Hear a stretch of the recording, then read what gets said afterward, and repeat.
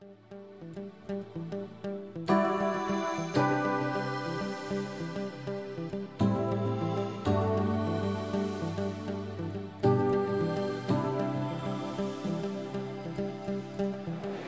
innanzitutto permettetemi di ringraziare voi tutti per la presenza qui oggi a una mostra d'arte Marmilla in ceramica.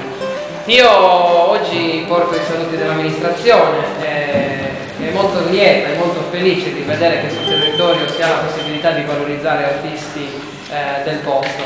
Ringrazio la cooperativa Serzela per aver insieme ad Ignazio allestito questa mostra. Insomma, ringrazio anche voi tutti per la presenza. Si parte ancora una volta dal Museo Turcus e Moros per organizzare alcune mostre culturali oppure tradizionali.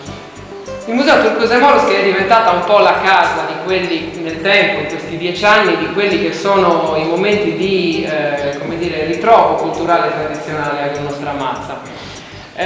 Museo Turcus e Moros, che non è completamente estraneo dalla mostra di oggi, Marmilla in ceramica. Siamo all'interno di una struttura che ha più di 200 anni, che è originariamente era di proprietà della Chiesa, che aveva la funzione di monte granatico, quindi una sorta di banca del grano.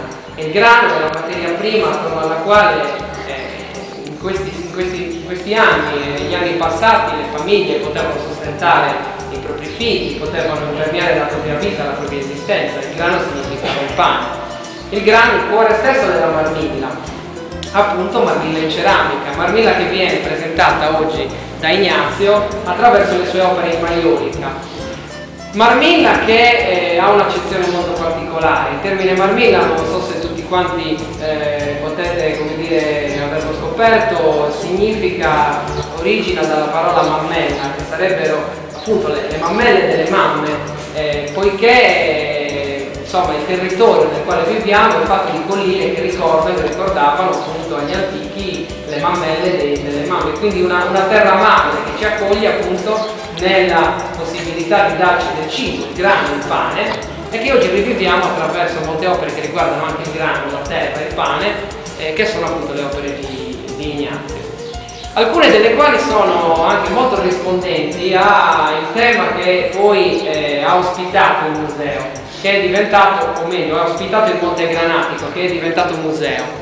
Museo Turcus e Moros, cioè il museo che parla dell'incontro o dello scontro tra le culture turche e more che venivano da lontano, dall'Oriente, tarde, e quelli che vivevano appunto in questo territorio, che hanno portato incontro, che ha portato a una serie di confronti anche in tema religioso, e mi fa piacere anche oggi vedere che alcune opere dello stesso Ignazio in maiolica rappresentano in parte quel tema religioso. Poi Ignazio ci spiegherà anche di cosa che cosa trattano in particolare, e probabilmente si riferiscono anche a quell'incontro-scontro tra culture differenti, tra problemi.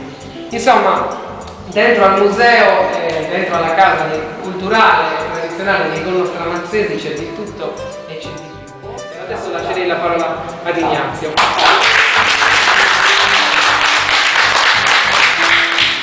Io ringrazio l'amministrazione comunale, d'oro, la cooperativa Serzela e tutti voi.